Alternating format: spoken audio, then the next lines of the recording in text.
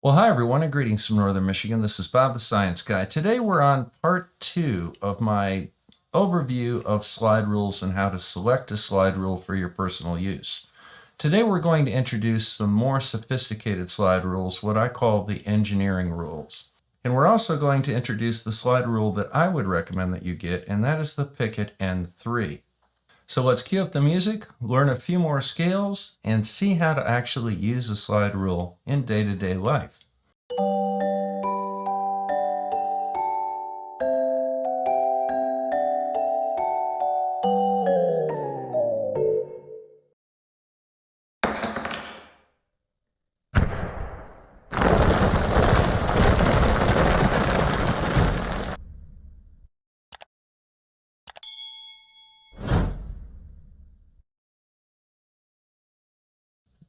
All right, so here's a typical slide rule that we just used. This is my grandfather's slide rule, and underneath it is my father's slide rule. My grandfather was a civil engineer. My father was a mechanical engineer. We used to always joke that Dad designed weapons and Grandpa designed targets. Now, my father's slide rule is what's called a KE slide rule. That's the manufacturer that made it. And it's an American slide rule, and unfortunately I don't really care for them as much because they're kind of bland and unimaginative, but they do the job. Neil Armstrong used a KE slide rule. Now you'll see right here we have the D scale. We don't have a C scale on this because it's on the other side of the slide. And this has got a reversible slide as well, and it's got an A and a B scale. There's the K scale, the L scale. And then here are some of the inverted scales. You can invert the C scale, you can invert the D scale, you can even invert some of these other ones, the A and the B. Now, you'll also see something called an LL scale on it. Those are log-log scales. We'll go over those in a minute. Now, this is what's called a duplex slide rule, which means that if you flip it over, there's a whole other slide rule on the other side. Here are more of those log-log scales.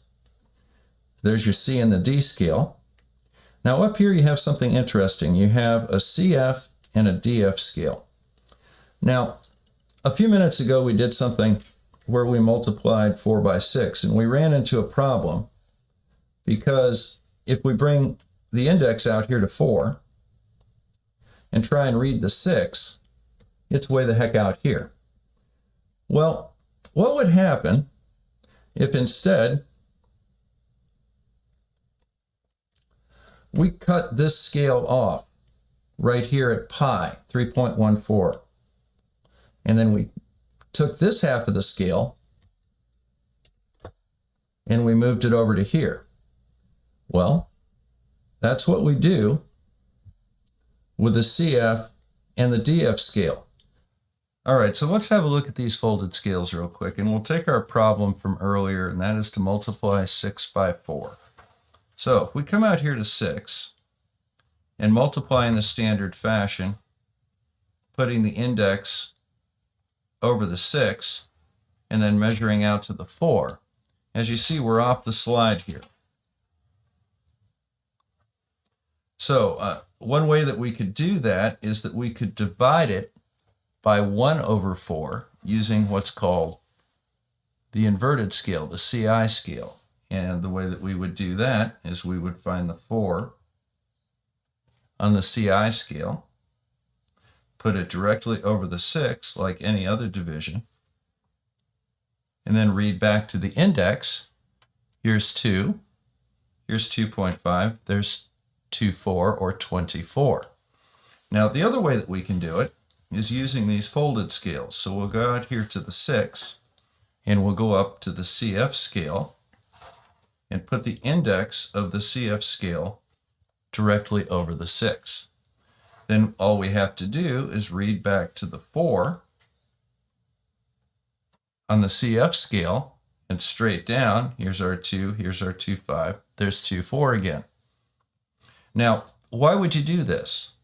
Well, if it's more convenient for the calculation that you're using to use the CI or the CF scale, well, that's the scale that you want to use. Now, the other thing that's very handy is you can do something called tables on slide rules. So let's go to a table here. So down on the D scale, here's 2, and here is 2.2. Now, if we come up to the C scale and put the index directly over the C scale, we have a relationship now, 2.2 to 1. Now, as you know, there are 2.2 pounds in 1 kilogram. So 220 pounds would correspond to 100 kilograms. Likewise, 440 pounds, we can read right up, and that's 200 kilograms. But what about weights down in this area here? It might be a little bit more convenient to us to use the CF scale simply by putting the index of the CF scale directly over that 2.2. Now we can read pounds to kilos in a very large range. So for example, if you look at my weight is 195 pounds, and that will correspond to 80, 85, 86, 87, 88, 88.3 kilograms. And you can do that on this entire range. So again, use the right scale for the calculation that you're doing. Now the accuracy of slide rules depends on how long they are. Sometimes you can squeeze a little extra precision out of a 10-inch slide rule, something that is more like a 20 or a 30-inch slide rule, by using a little creativity when it comes to splitting up the scales a little bit. Now I'm going to start off by demonstrating this on a special scale that's on the Pickett, and then we're going to go into the log-log scales. So let's go ahead and have a quick look. Now let's look at a friend from our last episode, and that is the K scale right here. Now you recall the way that the K scale and the C and the D scale were related was cubes and cube roots. So the K scale is divided into 3 sections. It goes from 1 to 10, 10 to 100, and then 100 to 1,000. Then it starts off at 1,000 to 10,000 to 100,000 to 1,000,000. Now, notice that this is a 10-inch slide rule, and the distance from the one here to the one here is 1/3 of 10 inches, or 3 1/3 inches. Now, when we go down directly below the 10, we find the cube root of 10 is approximately 2.16. Let's see if we can maybe get a little bit more precision out of this. Now, what if instead we looked at the C scale on the Pickett here? The C goes from 1 to 10, and it's the full 10 inches of the ruler. Now, if we look right down here at the bottom, you'll see cube root signs. Now, the first row here goes from 1 to about 2.16. That corresponds to 1 to 2.16. So instead of being in 3 1/3 inches, it's the full 10 inches. Now the next section on the K scale goes from 10 to 100. Well, we can look at the C scale as going from 10 to 100 as well. And if we look down on the cube roots, we go from 2.16 up to about 4.65. On the second cube scale here, we go from 2.16 up to about 4.65. So that corresponds to this section of the cube roots.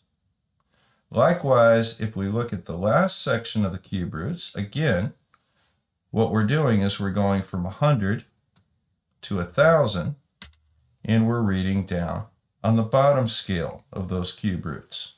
So let's take an example here. If we put 8 on the C scale, and we read down to the cube root, that'll be on the first scale because 8 is between 1 and 10. And our answer is 2. Now, what about 80? 80 is between 10 and 100, so we'll look at the second scale, and the cube root of 80 will be 4.29, it looks like. What about 800? Well, third scale, and we go 9.128, 9.28 roughly. Now what about 8,000? Now 8,000 is in the 1 to 10,000 range. So we look at the first scale, and we have a 2 there. Now recall that 8, the cube root was 2, so the cube root of 8,000 will be 20. 80,000 will be 42.9. 800,000 will be 92.6 or 7. See how that works out? So what we've done is we've taken the full length of the ruler and then we've split the K-scale into 3 10-inch scales. We kind of just reversed it from where it was. Now you may ask yourself, why go through all this trouble of splitting up those scales? Now the reason that you do it is to give this 10-inch slide rule the accuracy of a 30-inch slide rule when it comes to looking at cube roots. This trick is used in a number of other slide rules, and it's also used on the log-log scale, which is what we're going to go into next. Now the log-log scales work in a similar fashion. We're going to read our answer on the C scale, and we're going to find our logs on the corresponding log scale. If you look at the log-log 2 scale, you'll see right here it's 0.50. Now, we're going to use this to figure out carbon-14 dating. Now, the way you do carbon-14 dating is that you take the half-life, which will be 0.50 on the log-log scale, and you put the half-life in years above it. And the half-life in years for carbon-14 is 5.73. Which means that if you have a piece of charcoal and it has 50% of the carbon-14 that you would expect to find, that means that the charcoal is 5,730 years old. Likewise, if you had a piece that you knew was 3,000 years old, you could put your cursor directly over the 3 here. Remember the table function of a slide rule. And you could read down and find out that you would have approximately 69% of the original carbon-14. Here's 65, here's 70. Notice that in red they move backwards. What if you had a sample that had 1.5% of the original carbon? Well, you'd have to go down here and you'd have to find 1.5%. Here's 1% right here. So what we'll do is we'll go up to 1.5%. and we'll directly read off 3, 4, 7. Now what is that? Remember, we switched the scales. We went from the LL2 scale down to the LL3 scale. So there's a change in factor of 10. So that's 34,700 years. This is kind of an important slide rule that I'd like to go over with you. It's got a couple of really nice features. This is an engineering level slide rule. It's a Pickett is the name of the brand. And this slide rule is an N3 and it's from 1962. The reason that I wanted to bring up the Pickett N3 slide rule is that you can use this online. There's a virtual version of this and I'll show that to you here in a couple of minutes. And the other thing is that this is about a $40 slide rule that has everything on it that a slide rule should be expected to do. There's only one scale on this slide rule that is missing, in my opinion, and that is a P scale, or a Pythagorean scale, and we'll go over that in the next section. But if you wanted to buy one slide rule to learn everything that you needed to know about the slide rules, get yourself a Pickett N3. Well, I hope that that was at least a nice introduction to the slide rule and some of the different types of slide rules. Like I said, this is what you want right here, is a Pickett N3. There are 2 links that are important in the description. The first one is a link to the International Slide Rule Museum, and they have discussions of every slide rule known to man there. They'll tell you what scales are on it, they'll tell you, tidbits of information about it, etc. But more importantly, they have what's called virtual slide rules there. So, let me see whether or not I can go ahead and bring that up. Now, that's looking pretty good. So, we're going to come down here and we're going to go to the virtual slide rule right here. Derek's virtual slide rule gallery. Now, for example, here's a pretty basic slide rule. As you see, simply by moving your cursor, you can drag that cursor around. You can move the slide, and then you can actually move the whole thing around. So here's one of the basic slide rules. Let's look at the scales that are on it. We've got our CD scale. We've got our AB scale. We have a K scale. We have our trig scales. And we have a logarithm scale. Now, you can also flip it over. And this is very similar to what we had on that first slide rule, which was pretty much a dedicated slide rule just to do these conversions. Here's the Pickett N-3, and that's the one that I use. Notice it doesn't have that, what they call eye saver yellow. This is a more traditional cream-colored slide rule, but it works the same way. And you can bring it back and forth. It doesn't have a fuller on it, but you can flip it over, and here are all your scales that you can use. You can play with this a little bit and decide if it's something that you would be interested in getting a hold of.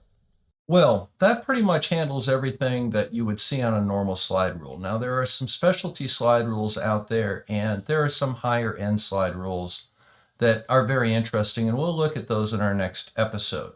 For example, we have specialty slide rules like aviation slide rules. We even have this monstrosity, which is a Fuller calculator.